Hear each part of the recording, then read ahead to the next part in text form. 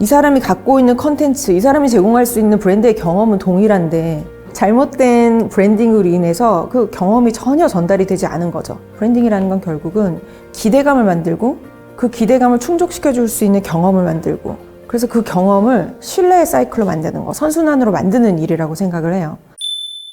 한 15년 전쯤에 이제 워싱턴 포스트지가 이제 소셜 테스트를, 소셜 실험을 한 거죠. 그래서 화제가 됐었던 그 케이스인데요. 이제 지하철역의 출근길에 저렇게 생긴 아저씨가 막 바이올린 연주를 하고 있어요. 근데 1시간 동안 연주를 했는데 멈춰서 저 음악을 들은 사람이 7명 정도밖에 되지 않았고 앞에 돈을 주고 간 사람 다 합쳐도 한 $20 정도를 벌었다는 거예요. 근데 이 사람이 사실은 말하자면 이제 미국의 조성진 같은 분이었던 거죠. 이제 보통 통상적으로는 뭐 하면 출연료 1분에 뭐 $1,000?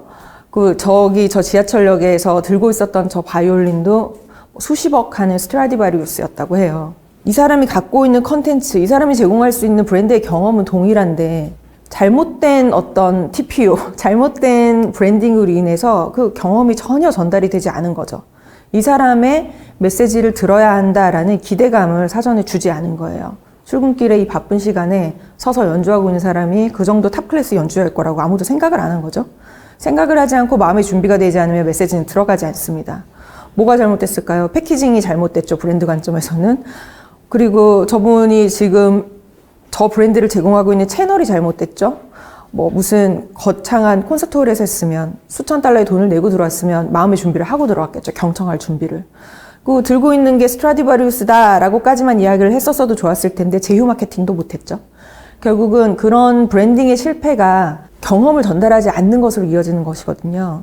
결국은 저는 브랜딩이라는 게 앞서 말씀드린 광고를 하고 어떤 액티비티를 하고로 정리가 되는 게 아니라 브랜딩이라는 건 결국은 기대감을 만들고 그 기대감을 충족시켜 줄 수 있는 경험을 만들고 그래서 그 경험을 신뢰의 사이클로 만드는 거, 선순환으로 만드는 일이라고 생각을 해요.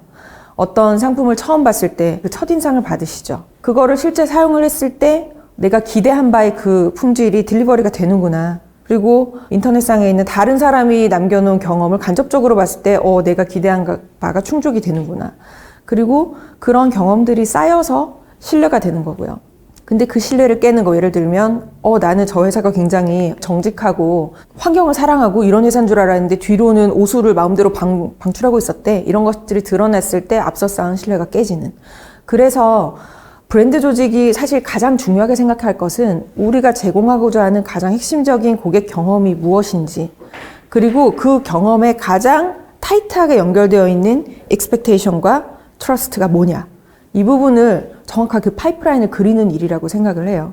근데 이 파이프라인을 만드는 것은 사실 브랜드라는 건 절반은 우리 거지만 절반은 고객의 머릿속에 들어있는 거잖아요. 브랜드의 오너십은 우리 기업이 다 100%를 갖고 있지는 않거든요. 실제 시장에 고객들이 마음속에 있는 그 퍼셉션을 이해를 하는 것이고 그 고객들의 퍼셉션이라는 걸 영향을 주는 건 우리의 브랜드 메시지만이 아니라 우리 경쟁사의 메시지 혹은 사회 전반의 변화, 비즈니스와는 전혀 상관없는 어떤 문화적인 변화 이런 것들을 통해서 사람들의 생각은 계속 바뀝니다. 그래서 제가 생각할 때 이런 것들이 가장 중요한 이 브랜드를 관리하는 파이프라인의 구성 요소인 것 같다라는 걸 공식처럼 정리를 해봤어요. 이게 뭐 더하기 빼기가 많아서 조금 헷갈리시겠지만 하나하나 설명을 한번 해보겠습니다. 그래서 저는 초기 스타트업들은 사실 지금 우리가 무엇을 팔고 우리가 누구를 대상으로 영업을 하는가에만 집중을 해서 브랜딩을 할 게 아니라 앞으로 우리가 생각하는 미래, 그 미래에 무엇을 하고자 하는가, 그리고 그 미래와 지금의 연결고리가 무엇인가를 찾는 게 중요하다고 생각을 해요.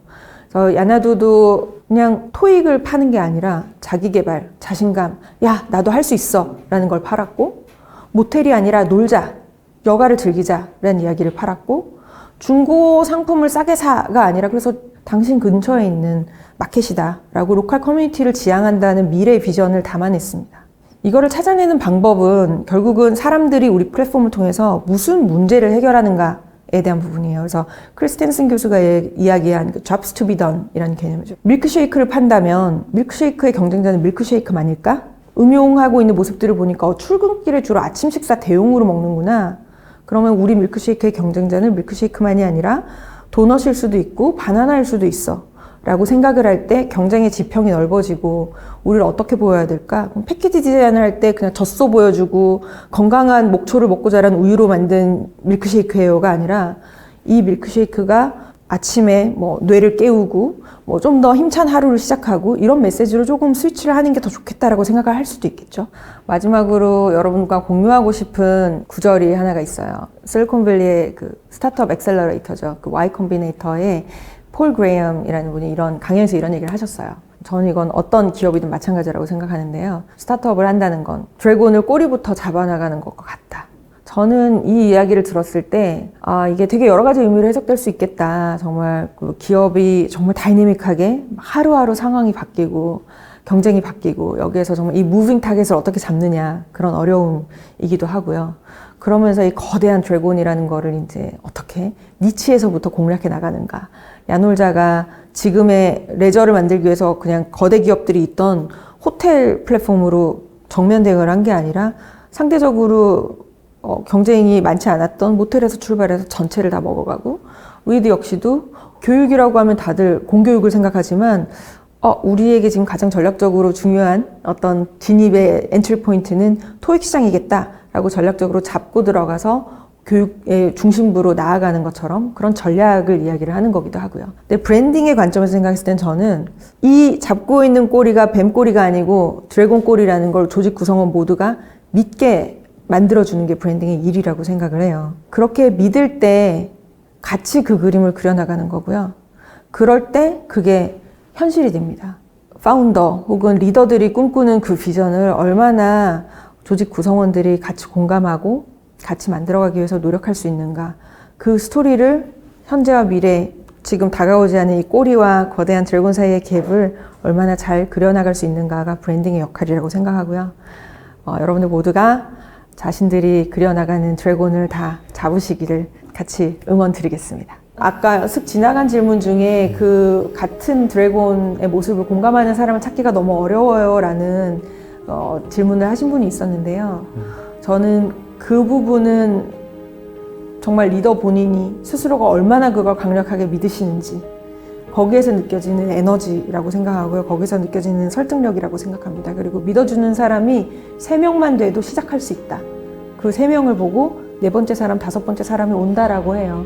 그래서 지금 커뮤니케이션에 설득하지 못했다라고 해서 뭐 우리는 못할 것 같아 라고 생각하신다면 뭐 정말 그렇게 생각하신다면 저는 뚝심이 없으시네요 라고 말씀드릴 수밖에 없습니다. 하지만 노력을 하면 분명히 그리고 그 미션에 대해서 계속 구체화하고 그림을 더 큰 그림을 그리기 위해서 계속 같이 협력을 하신다면 어딘가에 가 닿을 것이다.